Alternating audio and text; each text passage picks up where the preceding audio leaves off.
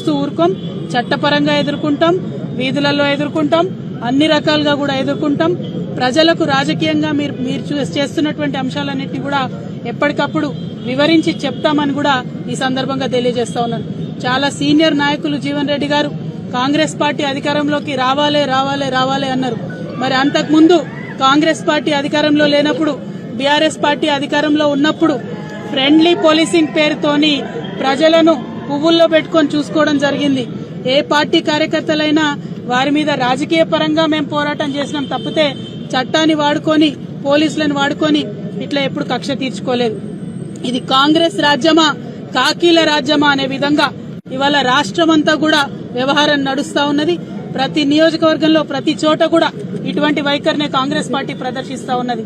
కాకపోతే జీవన్ రెడ్డి గారికి మేము హితవు చెప్తా ఉన్నాం, ఇటువంటి వైఖరి ఎక్కువ రోజులు నిలబడదు, ప్రజలు తిరగబడతారు. ఇప్పుడు మీరు వాగ్దానం చేసినటువంటి అమలు చేసేటటువంటి ప్రయత్నం చేయండి. మీరు అలవి కాని వాగ్దానాలు చేసి అధికారంలోకి వచ్చినారు, వాటిని అమలు చేయండి, ప్రజల కోసం పనిచేయండి. కానీ ఇతర పార్టీ నాయకులు, కార్యకర్తల మీద కక్షపూరితంగా వ్యవహారం చేస్తే ప్రజలే దాన్ని తిప్పికొడతారు. తెలంగాణ ప్రజలందరికీ కూడా వినమ్రంగా మేము విజ్ఞప్తి చేస్తా ఉన్నాం.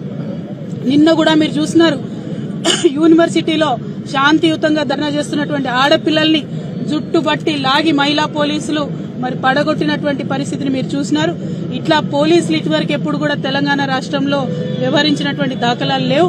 మరి ఇవాళ కాంగ్రెస్ పార్టీ వచ్చినాక కొత్త ఒరవడి ప్రారంభమైంది. మరి ఇటువంటి అధికారం పోలీసులకు ఇచ్చి ఇది నిజంగా కాంగ్రెస్ పార్టీ రాజ్యమా, కాకీల రాజ్యమా అనే విధంగా చేస్తా ఉన్నారు. దీన్ని మేము తీవ్రంగా ఖండిస్తా ఉన్నాం. బీఆర్ఎస్ పార్టీ నాయకులు, కార్యకర్తలు అందరూ కూడా ధైర్యంగా ఉందాం. మనం ఉద్యమాలు చేసి పోరాటాలు చేసి వచ్చినటువంటి వాళ్ళం. ఇదే కాకీల మీద, ఇదే కాంగ్రెస్ పార్టీ మీద ఉద్యమాలు చేసి తెలంగాణ రాష్ట్రం తెచ్చుకున్న వాళ్ళం కాబట్టి మనం అదే స్ఫూర్తితో ముందుకు వెళ్దాం. అల్టిమేట్ గా మనకు కావాల్సింది తెలంగాణ ప్రజలు బాగుండాలి. ఈ కాంగ్రెస్ పార్టీ చేసినటువంటి వాగ్దానాలు ప్రజల వరకు చేరే వరకు కూడా పోరాటం కొనసాగిస్తామని తెలియజేస్తూ జై తెలంగాణ, జై కేసీఆర్.